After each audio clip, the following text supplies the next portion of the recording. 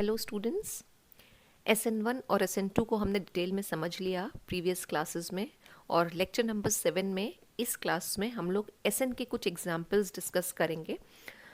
SN के कुछ examples का मतलब हुआ न्यूक्लियोफिलिक सब्स्टिट्यूशन के कुछ एग्जाम्पल। तो कोई दूसरा न्यूक्लियोफाइल आके जब एल्काइल हैलाइड के साथ रिएक्ट करेगा तो क्या प्रोडक्ट्स बन के आएंगे, उन्हीं की बात करनी है। तो सबसे पहला हम अगर एग्जाम्पल ले लें, reaction with moist silver oxide, reaction with moist silver oxide, क्या प्रोडक्ट बन के आएंगे उसको जानने से पहले हम बात करें ये मोइस्ट सिल्वर ऑक्साइड क्या है। तो ये बेसिकली है आपका silver hydroxide. Silver hydroxide moist बोल रहे हैं तो हाइड्रोजन भी आएगा और सिल्वर ऑक्साइड की बात होगी। तो अगर एल्काइल हैलाइड हमारे पास है और अगर उसकी रिएक्शन मोइस्ट सिल्वर ऑक्साइड के साथ हो रही है तो उसमें OH ग्रुप लगा हुआ है, तो श्योरली क्या होगा कि जो हेलोजन आटम लगा होगा एल्काइल हैलाइड में that will be replaced by OH group. तो कुछ ये रिएक्शन आएगी अगर हमारे पास एल्काइल हैलाइड है ये, और उसकी रिएक्शन अगर हम AgOH के साथ करा रहे हैं तो OH क्या करेगा, इस X को रिप्लेस कर देगा, right, and we will get ROH, यानी अल्कोहल्स का फॉर्मेशन होता है, अल्कोहल्स बन के आएंगे, प्लस AgX। ये रिएक्शन आनी है जब हम एल्काइल हैलाइड की रिएक्शन सिल्वर हाइड्रोक्साइड के साथ कराते हैं, राइट। इसका अगर हम एक एग्जांपल ले लें, इथाइल ब्रोमाइड की ही आपकी कोर्स में ज़्यादा रिएक्शन दे रखी हैं, तो इथाइल ब्रोमाइड का रिएक्शन अगर हम करा रहे हैं AgOH के साथ तो we will get ethanol along with AgBr। बिल्कुल सिंपल सी रिएक्शन है जिसमें हमारे अल्कोहल्स का फॉर्मेशन हो रहा है। और सेम वे अगर हम रिएक्शन करा लें विद एक्वस KOH तो क्या रिएक्शन आनी है, एल्काइल हैलाइड एक ले लें, अगर हम C2H5Br ही ले लेते हैं, प्लस KOH ले लेते हैं, KOH, what will happen, again alcohol will form C2H5OH, यानी कि इथेनॉल बन के आएगा और KBr बन जाएगा। तो बहुत सिंपल से रिएक्शन है कि अगर मोइस्ट सिल्वर ऑक्साइड और एक्वस KOH के साथ हम रिएक्शन कराते हैं तो हमारे पास अल्कोहल्स बन के आते हैं। 11th क्लास में भी हमने कन्वर्जन में समझा था कि अगर हम एक्वस KOH यूज़ करते हैं तो अल्कोहल्स का फॉर्मेशन होता है, और अगर हम अल्कोहलिक KOH लेते हैं तो बीटा एलिमिनेशन रिएक्शन चलती है, राइट। यानी अगर हमने इसकी रिएक्शन अल्कोहलिक KOH के साथ कराई होती तो फिर ईथीन का फॉर्मेशन हो जाता। तो ये फर्स्ट और सेकेंड रिएक्शन आ गई SN रिएक्शन की। यू कैन क्लियरली सी कि यहाँ पे सब्स्टिट्यूशन हो रहा है। एक और हम ले लेते हैं रिएक्शन जिसमें अगर हम बोल रहे हैं कि जो रिएक्शन हो रही है वो किसी हाइड्रोजन सल्फाइड कंपाउंड के साथ हो रही है, यानी जो रिप्लेसमेंट हो रहा है वो हाइड्रोसल्फाइड ग्रुप कर रहा है, हाइड्रोसल्फाइड। देख लेते हैं किस तरह से रिएक्शन आएगी। रिएक्शन विद, अगर हमने कहा sodium hydrogen sulphide, sodium hydrogen sulphide, तो कुछ ये फॉर्मूला आएगा इसका। अगर हम इसके साथ रिएक्शन कराते हैं तो हमारे यहाँ पे थायो अल्कोहल्स बन के आते हैं। बेसिकली हम रिएक्शन किसके साथ करा रहे हैं, हम SH ग्रुप के साथ रिएक्शन करा रहे हैं। पूरा जो हेलोजन आटम होगा वो SH ग्रुप से रिप्लेस हो जाएगा। से फॉर एग्जाम्पल अगर हमारे पास इथाइल ब्रोमाइड है और उसकी रिएक्शन अगर हमने NaSH के साथ कराई in presence of ethanol and water, ये रिएक्शन हो रही है, राइट। यानी एक्वस अल्कोहलिक हमने ये सोल्यूशन बना रखा है NaSH का, और जब ये रिएक्शन होगी तो पूरा SH ग्रुप क्या करेगा, Br को सब्स्टिट्यूट कर देगा, सब्स्टिट्यूशन होगा, and we will gate C2H5 और SH प्लस Na और Br। इसको हम बोलते हैं C2H5OH लगा हुआ था तो वो अल्कोहल्स कहलाते हैं, और इसको हम बोलते हैं थायो अल्कोहल्स। तो बेसिकली थायो अल्कोहल्स बन के आते हैं। थायो, थायो इज फॉर सल्फर, थायो अल्कोहल्स, थायो अल्कोहल्स बनेंगे, राइट। अब इस पर्टिकुलर कंपाउंड की अगर हम बात करें इसका नाम क्या होगा, तो C2H5SH इज ईथेन और थायोल, इथेन थायोल। अब इसका एक दूसरा नाम भी है, उससे भी याद रखिए कि अगर आपसे पूछ लिया जाए तो आपको दूसरा नाम भी पता होना चाहिए। इन्हीं थायोल को हम मरकेप्टान्स भी कहते हैं। तो यहाँ पे जो बन के आएगा वो होगा इथाइल मरकैप्टन। इथाइल मरकैप्टान जो है ओडोरलेस गैसेस में यूज़ किया जाता है ताकि उनकी प्रेजेंस को हम डिटेक्ट कर सकें। एलपीजी के साथ इसका यूज़ होता है, यानी एलपीजी की स्मेल को अगर हमें डिटेक्ट करना है तो उसके अंदर ये इथाइल मरकैप्टान यूज़ होती है। तो 3 रिएक्शन हमारे पास यहाँ पे आ गई न्यूक्लियोफिलिक सब्स्टिट्यूशन रिएक्शन की। एक और रिएक्शन देखते हैं, reaction with silver salt of fatty acid. Silver salt of fatty acid, इसको हमने एल्काइल हैलाइड के फॉर्मेशन में भी देखा था। अभी हम यहाँ पे प्रॉपर्टीज़ में इसको देख रहे हैं न्यूक्लियोफिलिक सब्स्टिट्यूशन रिएक्शन में। तो silver salt of fatty acid हम ले लेते हैं। Silver salt of fatty acid का मतलब हुआ कि एक कार्बोक्सिलिक एसिड का सिल्वर सॉल्ट हमने बना लिया, ये आ गया हमारे पास, जिसको हम बोलेंगे सिल्वर एसिटेट। सिल्वर एसिटेट है और इसकी रिएक्शन अगर हम करा रहे हैं एल्काइल हैलाइड के साथ C2H5Br के साथ, न्यूक्लियोफिलिक सब्स्टिट्यूशन रिएक्शन होना है, ये चीज़ ध्यान रखिएगा। तो कहाँ से क्या सब्स्टिट्यूट होगा अगर हम इसकी बात करें, ये पूरा का पूरा ग्रुप, अभी इसमें जो एसिटेट है ये नेगेटिवली चार्ज होगा, Ag पॉजिटिवली चार्ज होगा। तो जो नेगेटिव ग्रुप है ये क्या करेगा, Br को रिप्लेस कर देगा, और अगर नेगेटिव ग्रुप इसको रिप्लेस कर रहा है तो हमारे पास क्या बन के आएगा, CH3COO और C2H5 प्लस AgBr आ जाएगा। अब अगर हम इसको देखें तो ये क्या है, ये बेसिकली COO फंक्शनल ग्रुप लगा हुआ है, और COO फंक्शनल ग्रुप क्या होता है, ईस्टर। ईस्टर और ईस्टर जब लगे होते हैं तो हम टर्मिनेशन किससे करते हैं, O8 लगा के करते हैं। तो बेसिकली अगर हम बोलें तो ये C2H5 इथाइल और ये हो गया इथेनोएट। तो दिस इज इथाइल इथेनोएट। यानी हुआ क्या कि जब हमने एल्काइल हैलाइड की reaction silver salt of acid के साथ कराई तो ईस्टर का फॉर्मेशन हो रहा है। तो these are the 4 reactions, you can clearly see. इसको हम आगे कन्वर्जन्स में भी यूज़ कर सकते हैं। ये नेक्स्ट रिएक्शन भी हमारे कन्वर्जन के लिए बहुत इंपॉर्टेंट है, रिएक्शन विद KCN। तो अगर हमें कन्वर्जन इस तरह से करना है कि कार्बन का हमें नंबर इंक्रीज करना है तो हम सिंपली KCN के साथ रिएक्शन कराते हैं, राइट। अब जब हम एल्काइल हैलाइड्स का ट्रीटमेंट अल्कोहलिक KCN के साथ कराते हैं तो हमारे पास एल्काइल साइनाइड्स बन के आते हैं, एल्काइल साइनाइड्स आर फॉर्म्ड। तो हम इसका रिएक्शन अगर लिखें एक जनरलाइज फॉर्म में तो ये RX से हमारे पास एल्काइल हैलाइड और KCN के साथ रिएक्शन कराएंगे। KCN में इलेक्ट्रोवैलेंट बॉन्ड बना होगा K+ और CN-, राइट। सोल्यूशन हमने अल्कोहल में बनाया है और इसको हम हीट कर रहे हैं। सिंपल सब्स्टिट्यूशन होगा, R की जगह X हट जाएगा और यहाँ पे CN आ जाएगा, साइनो ग्रुप आ गया। तो जितने कार्बन थे वो तो रहे और एक कार्बन का नंबर और बढ़ गया हमारे पास, और प्लस क्या आ जाएगा, ये KX आ जाएगा। जो भी हेलोजन आटम लगा होगा वो K के साथ जुड़ जाएगा, ठीक है। तो अगर हमारे पास यहाँ पे अगर हम एक एग्जांपल ले लें कि आयोडो मीथेन है, उसकी रिएक्शन अगर हम KCN के साथ करा रहे हैं तो 2 कार्बन वाला फिर हमारे पास यहाँ पे ग्रुप बनकर आएगा CH3CN, एक कार्बन बढ़ गया CH3CN। तो कार्बन का नंबर इंक्रीज करने के लिए हम KCN के साथ रिएक्शन कराते हैं, राइट। इसको हम बोलेंगे मिथाइल साइनाइड या फिर हम बोलेंगे इथेन नाइट्राइल। इथेन, जब कार्बन को हम काउंट कर लेते हैं और जो CN ग्रुप होते हैं वो IUPAC में कहलाते हैं नाइट्राइल। तो CH3CN बन जाएगा प्लस और क्या आ जाएगा, Ki। एक बहुत इंपॉर्टेंट रिएक्शन है कन्वर्जन के लिए। हम इसको भी देख लेते हैं कि किस तरह से हम कन्वर्जन कर सकते हैं। अब यही अगर हमारे पास साइनो ग्रुप्स अगर हैं और इन साइनो ग्रुप्स की अगर हम हाइड्रोलिसिस करा लें in presence of mineral acids अगर हम करा लें तो अमाइड का फॉर्मेशन होगा, और फिर अमाइड की अगर हम हाइड्रोलिसिस करा लें तो हमारे पास कार्बोक्सिलिक एसिड बन जाएंगे। तो अगर हमें एक एल्केन दे रखा हो और उसको हमको एसिड में कन्वर्ट करना हो एक नंबर बढ़ा के, तो हम बिल्कुल सिंपल ऐसे ही कर सकते हैं। क्या स्टेप्स आएंगे, ठीक है। तो एल्काइल साइनाइड से हम क्या क्या बना सकते हैं अगर हम बात करें तो एल्काइल साइनाइड से हम बना रहे हैं एसिड्स। एल्काइल साइनाइड्स को हम कन्वर्ट कर रहे हैं एसिड्स में। कैसे कन्वर्ट कर रहे हैं देखिएगा, एक हमने एल्काइल साइनाइड ले लिया से CH3 और CN ले लिया, ठीक है। मिथाइल साइनाइड है जो भी हमने बनाया था, इसकी हम हाइड्रोलिसिस करा दें। इसकी हम हाइड्रोलिसिस कराएंगे तो हम मिनरल एसिड लेंगे या फिर कोई मिनरल एल्कली ले लेंगे, ये डाइल्यूट HCl आ गया, राइट। पहले क्या होगा, पहले अमाइड का फॉर्मेशन होगा, ठीक है।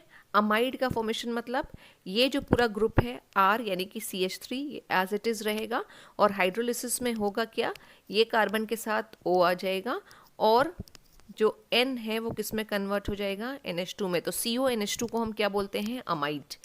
अमाइड का फॉर्मेशन हुआ, और ये अमाइड की अगर हम फर्दर हाइड्रोलिसिस करा दें, फर्दर हाइड्रोलिसिस अगर हम करा रहे हैं in presence of mineral acids अगर हमने ले लिया, राइट, कॉन्सेंट्रेटेड एसिड भी ले सकते हैं, तो we will gate CH3COOH acid बन गया, और प्लस जो NH2 है वो क्या होगा, NH3 के फॉर्म में यहाँ से अमोनिया के फॉर्म में निकल जाएगा। तो एल्काइल साइनाइड से हम एसिड्स का फॉर्मेशन भी कर सकते हैं, और साथ ही साथ यू कैन सी कि एल्काइल साइनाइड्स को हम अमाइड्स में भी कन्वर्ट कर रहे हैं। दूसरा है एल्काइल साइनाइड से हम प्राइमरी अमीन्स भी बना सकते हैं, प्राइमरी अमीन्स का फॉर्मेशन होना हो, राइट। तो प्राइमरी अमीन का मतलब क्या हुआ कि जो NH2 ग्रुप होगा वो क्या होगा, जिस कार्बन के साथ जुड़ा होगा वो इंटर्न एक और कार्बन के साथ जुड़ा होगा। तो प्राइमरी अमीन्स का फॉर्मेशन करने के लिए हम रिडक्शन कराते हैं, साइनाइड्स का रिडक्शन कराते हैं। अब रिडक्शन का मतलब क्या है कि नेसेंट हाइड्रोजन बेसिकली हम ऐड करेंगे। अब नेसेंट हाइड्रोजन ऐड करने के लिए हम या तो लिथियम एल्युमिनियम हाइड्राइड यूज़ करते हैं, और या फिर हम यूज़ करते हैं निकल, ठीक है। तो इस तरह से कुछ रिएक्शन ये लिखी होती है कि एल्काइल साइनाइड है अगर हमारे पास, और उसका हम रिडक्शन करा रहे हैं। रिडक्शन एडिशन ऑफ हाइड्रोजन होता है,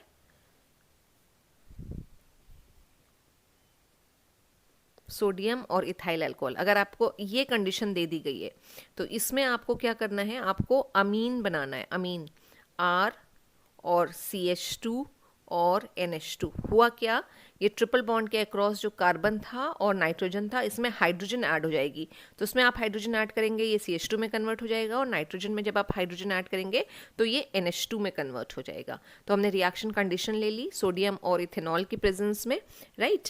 तो कुछ भी ले सकते हैं, सोडियम और इथेनॉल हो सकता था यहाँ पे, या फिर और क्या हो सकता था, लिथियम एल्युमिनियम हाइड्राइड हो सकता था जो नेसेंट हाइड्रोजन प्रोवाइड करेगा, या फिर निकल के साथ। आपको पता है हाइड्रोजनेशन रिएक्शन होती है, निकल की प्रेजेंस में होती है, हम हाइड्रोजन को ऐड कर लेते हैं, और इन प्रेजेंस ऑफ निकल और एनानिकल हम ये रिएक्शन करा सकते हैं, प्राइमरी अमीन्स बनेंगे। एल्डिहाइड्स भी ऑब्टेन हो सकते हैं, पार्शियल रिडक्शन अगर हम करा देंगे इनका तो हमारे पास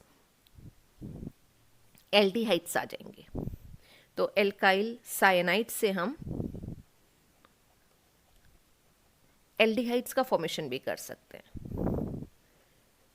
एल्डिहाइड्स कैसे, देखिए, एल्काइल साइनाइड लिया हमने, ये हो गया एल्काइल साइनाइड, और इसका हम क्या करेंगे, पहले रिडक्शन करेंगे, राइट। रिडक्शन करने का मतलब क्या, ये हमने यहाँ पे हाइड्रोजन को ऐड किया। अब रिडक्शन करने के लिए हम SnCl2 ले रहे हैं और HCl ले रहे हैं, पार्शियल रिडक्शन हो रहा है बेसिकली, ठीक है। R आ जाएगा, इसमें हाइड्रोजन आपको जोड़ना है और इसमें हाइड्रोजन आपको जोड़ना है, एक हाइड्रोजन जोड़ा है। जैसे ऊपर दोनों हाइड्रोजन जुड़े थे, कंप्लीट रिडक्शन हो रहा था, यहाँ पे पार्शियल हो रहा है, डबल बॉन्ड अभी आ रही है, ठीक है, और HCl इसके साथ जुड़ जाएगा, ये आ गया। इस स्ट्रक्चर को हम बोलते हैं CH डबल बॉन्ड NH वाला जो स्ट्रक्चर है इसको हम बोलते हैं इमाइन स्ट्रक्चर, और ये है इमाइन हाइड्रोक्लोरिक एसिड या हाइड्रोजन क्लोराइड, हाइड्रोजन और क्लोराइड। बनाना हमें एल्डिहाइड था। अब हम क्या करेंगे, इसको स्टीम डिस्टिल करेंगे, स्टीम डिस्टिलेशन होता है। स्टीम डिस्टिलेशन मतलब वाटर वेपर्स होंगी यहाँ पे, H2O की प्रेजेंस में होगा, और we will get RCHO plus NH4Cl,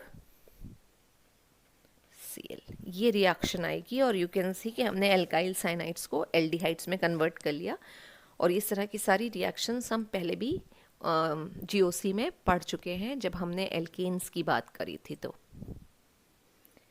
जैसे हमने KCN के साथ रिएक्शन कराई है, ऐसी अगर हम AgCN के साथ रिएक्शन करा लें, AgCN, तो KCN के केस में साइनाइड्स बन रहे थे, यानी कि नाइट्राइल्स बन रहे थे। यहाँ पे जो बनेंगे वो होंगे आइसोसाइनाइड्स, जिनको हम आइसोनाइट्राइल्स भी कहते हैं, आइसोसाइनाइड्स आर फॉर्म्ड। आइसोसाइनाइड्स का फॉर्मेशन होगा, C2H5Br ले लिया और इसकी रिएक्शन हम करा रहे हैं, अल्कोहलिक सोल्यूशन हमने बना लिया है AgCN का, राइट। और अब जो हमारे कंपाउंड बन के आएंगे वो साइनाइड्स नहीं होंगे, वो आइसोसाइनाइड्स होंगे। और आइसोसाइनाइड्स क्या होते हैं, C2H5 और नाइट्रोजन के साइड से अब लिंकिंग होगी, राइट। ये कुछ आता है स्ट्रक्चर, N के ऊपर पॉजिटिव चार्ज और कार्बन के ऊपर नेगेटिव चार्ज।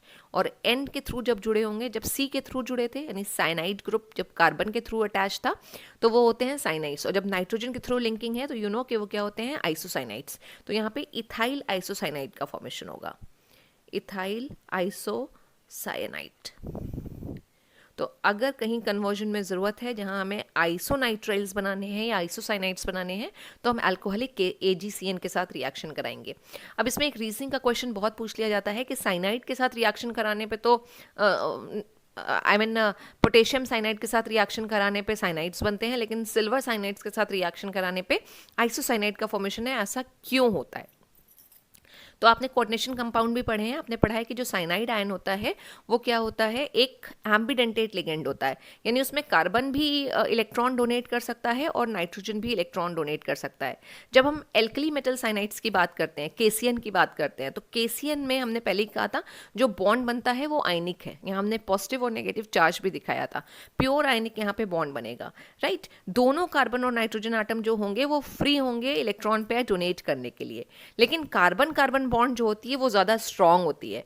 और ज़्यादा स्ट्रांग होने की वजह से भाई कार्बन भी डोनेट कर सकता है, नाइट्रोजन भी इलेक्ट्रॉन पेयर डोनेट कर सकता है, लेकिन स्टेबिलिटी किसकी आएगी, स्ट्रांग बॉन्ड होती है कार्बन कार्बन के बीच की in comparison to carbon nitrogen. तो प्रेफरेंस इसको मिलेगी कि जो कार्बन है ये एल्काइल ग्रुप के कार्बन के साथ अटैच्ड हो, राइट। और जब ये अटैच्ड होगा तो हमारे पास क्या बन के आएंगे, नाइट्राइल या फिर साइनाइड्स बन के आएंगे। लेकिन AgCN के केस में क्या होता है, AgCN जो है वो एक कोवलेंट कंपाउंड है, और जब ये कोवलेंट कंपाउंड है तो उसमें जो सिर्फ नाइट्रोजन आटम है वही इलेक्ट्रॉन डोनेट करेगा और बॉन्ड फॉर्मेशन में इन्वॉल्व होगा, राइट। तो जो अटैक होता है वो मोस्टली थ्रू किसके होता है, नाइट्रोजन आटम। और अगर नाइट्रोजन आटम के थ्रू अटैक हो रहा है तो नाइट्रोजन आटम अटैच होगा एल्काइल ग्रुप के साथ और हमारे पास एल्काइल आइसोसाइनाइड्स बन के आएंगे। ये क्वेश्चन बहुत ही इंपॉर्टेंट है और बहुत बार पूछा गया है कि KCN के साथ साइनाइड्स और AgCN के साथ आइसोसाइनाइड्स का फॉर्मेशन क्यों होता है।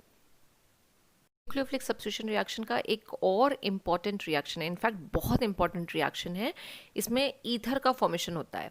ईथर भी आपके कोर्स में है और ईथर में से अगर कोई एक रिएक्शन पूछी जाती है, इनफैक्ट दो पूछी जाती हैं, दूसरी हम ईथर के साथ करेंगे, इनफैक्ट इसको भी हम ईथर के साथ डिटेल में करेंगे। ईथर के फॉर्मेशन में ये रिएक्शन दे रखी है, इसको हम बोलते हैं नेम रिएक्शन है, ये विलियमसन सिंथेसिस कहलाती है, विलियमसन सिंथेसिस, ठीक है, जिसमें एल्कोक्साइड आयन जो है वो अटैक करता है एल्काइल हैलाइड्स पे और ईथर का फॉर्मेशन होता है। तो आइधर हम इसकी रिएक्शन कराते हैं ड्राई सिल्वर ऑक्साइड के साथ, अभी मॉइस्ट नहीं है, ये मॉइस्ट होता तो हम हाइड्रोजन यहाँ पे लगाते, तो ड्राई सिल्वर ऑक्साइड है यानी कि Ag2O आ जाएगा, और उसके अलावा सोडियम एल्कोक्साइड यानी कोई एक एल्काइल ग्रुप लगा हुआ सोडियम का, ये ऑक्सीजन वाला आयन है, तो this is called sodium alkoxide ion. तो एल्काइल हैलाइड की रिएक्शन अगर सोडियम एल्कोक्साइड के साथ कराएंगे तो सिमेट्रिकल और अनसिमेट्रिकल एल्केन्स दोनों बनेंगे। एज यू कैन सी यहाँ पे क्या हो रहा है, ये R और ये R दोनों ग्रुप डिफरेंट हैं, तो अनसिमेट्रिकल ईथर बन रहा है। और जब Ag2O के साथ कराया तो हमने जो एग्जाम्पल लिया है उसमें हमने क्या कर रखा है कि ये, क्योंकि Ag2O में तो कोई एल्काइल ग्रुप लगा हुआ नहीं है, तो दो मॉलिक्यूल्स हमें क्या करने होंगे, एल्काइल हैलाइड्स के लेने होंगे, तो सेम ले रखे हैं, तो यहाँ पे हमारा क्या आ रहा है, सिमेट्रिकल, एक सिमेट्रिकल ईथर का फॉर्मेशन हो रहा है। इसी को अगर हम किसी एग्जाम्पल के साथ लिख लें, से फॉर एग्जाम्पल हमने कहा इथाइल ब्रोमाइड की ही रिएक्शन लिखेंगे कि इथाइल ब्रोमाइड की रिएक्शन अगर हमने करा दी NaOCH3, क्या नाम होगा इसका, सोडियम मिथॉक्साइड, और अगर हम इसको हीट कर रहे हैं तो क्या बन के आएगा, C2H5, ईथर में single bond O, single bond linkage होती है और CH3 ग्रुप रख जाएगा, प्लस यहाँ पे क्या हमारे पास बच रहा है, Na बचा यहाँ से और Br बचा, तो NaBr आ जाना है। और यही अगर सिल्वर ऑक्साइड के साथ हम एक रिएक्शन लिख के देखें तो हमने 2C2H5Br लेना है, सेम मॉलिक्यूल्स हम लेंगे और Ag2O लेंगे, हीट करेंगे तो we will gate C2H5O C2H5। क्या बोलेंगे हम इसको? दोनों इथाइल ग्रुप हैं, डाइथाइल ईथर भी बोल सकते हैं, या फिर हम इसको बोल सकते हैं IUPAC name ethoxy ethane, plus क्या आ जाएगा AgBr, और बैलेंस करेंगे तो 2AgBr। तो ये विलियमसन सिंथेसिस है जिसमें ईथर का फॉर्मेशन होता है। आपके कोर्स की एक बहुत बहुत इंपॉर्टेंट रिएक्शन है, और ईथर में हमें इसे फिर से पढ़ना है। सोडियम एल्कोक्साइड के साथ भी सिमेट्रिकल ईथर बन सकते हैं। अगर हम C2H5Br ले लें, और यहाँ पे अगर हम ले लें NaO और C2H5, क्या नाम होगा इसका अगर हम बोलें तो? दिस इज सोडियम और ethoxide ion, sodium ethoxide ion. और क्या कंपाउंड बनेगा यहाँ पे? नया ईथर क्या बनेगा? C2H5O C2H5। Di ethyl ether का फॉर्मेशन हो रहा है, या इथॉक्सी इथेन का फॉर्मेशन हो रहा है, प्लस और हमारे पास क्या आ जाएगा? NaBr। ये जो रिएक्शंस हैं, यानी विलियमसन सिंथेसिस में न्यूक्लियोफिलिक सब्स्टिट्यूशन रिएक्शन होती है, ये फॉलो करती हैं SN2 पाथ। SN2 पाथ को फॉलो करेंगी, या SN2 मैकेनिज्म को फॉलो करती हैं।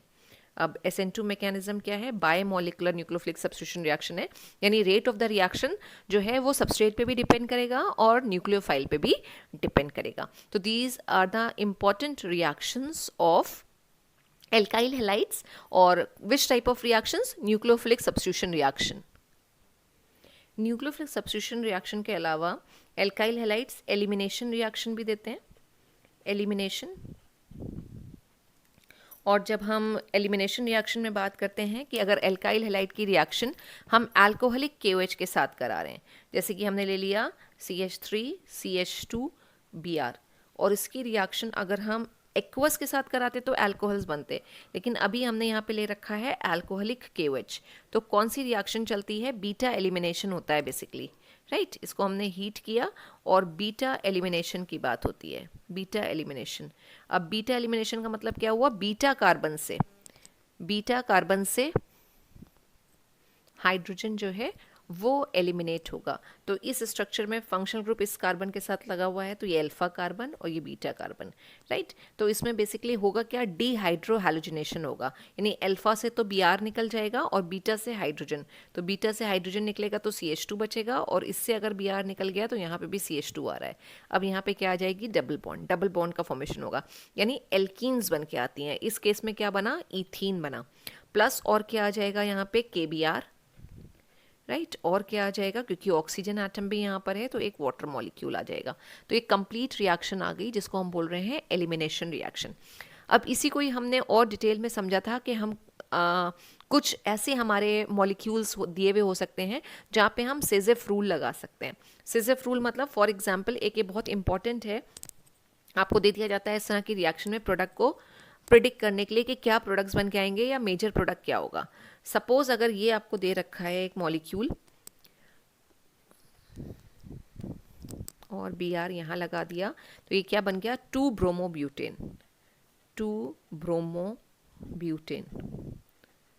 और आपसे कहा जा रहा है कि अल्कोहलिक KOH के साथ इसकी रिएक्शन हो रही है, अल्कोहलिक KOH के साथ इसकी रिएक्शन हो रही है, और आपको प्रोडक्ट बताने हैं कि प्रोडक्ट क्या बन के आएंगे, ठीक है। अल्कोहलिक KOH का मतलब क्या हुआ? एलिमिनेशन चलाना है। एलिमिनेशन का मतलब क्या हुआ? अल्फा कार्बन से तो जो फंक्शनल ग्रुप जिस कार्बन के साथ लगा होगा वो अल्फा कार्बन होगा, अल्फा कार्बन से हेलोजन तो निकलेगा ही निकलेगा, और ये बेसिकली होता है डीहाइड्रोहैलोजिनेशन। डीहाइड्रोहैलोजिनेशन का मतलब कि हाइड्रोजन भी निकालना है और हेलोजन एटम भी निकालना है, ठीक है। तो हेलोजन एटम तो हम अल्फा कार्बन से निकाल देंगे। अब अल्फा कार्बन के एडजेसेंट ये भी बीटा है और ये भी बीटा है, तो हम कहाँ से निकालेंगे? तो फिर हम स्टेबिलिटी देखते हैं कि कहाँ पे हमारा ऐसा कार्बन आ रहा है जिसके साथ लेसर नंबर ऑफ हाइड्रोजन हो, और जिसके साथ लेसर नंबर ऑफ हाइड्रोजन आते हैं, राइट, वो हमारा क्या करता है? डोमिनेट कर जाता है।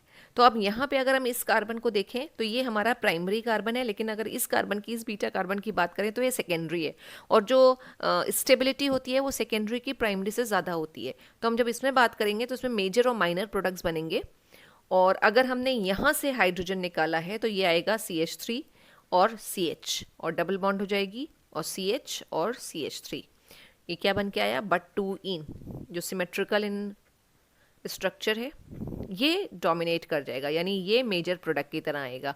और 80% 20% हम लिखते हैं, ये 80% बन के आएगा, और यही अगर यहाँ से भी निकल सकता है, ठीक है, वो भी होगा, लेकिन वो कम होगा। और ये बनेगा CH3CH2, सिंगल बॉन्ड इधर रहेगी और ये CH और डबल बॉन्ड यहाँ पे आ जाएगी CH2, ये बनेगा बट 1 इन, बट 1 इन, और ये कितना होगा 20%। और ये प्रोडक्ट का प्रिडिक्शन हम किस बेसिस पे कर रहे हैं, रूल इज कॉल्ड SAYTZEFF,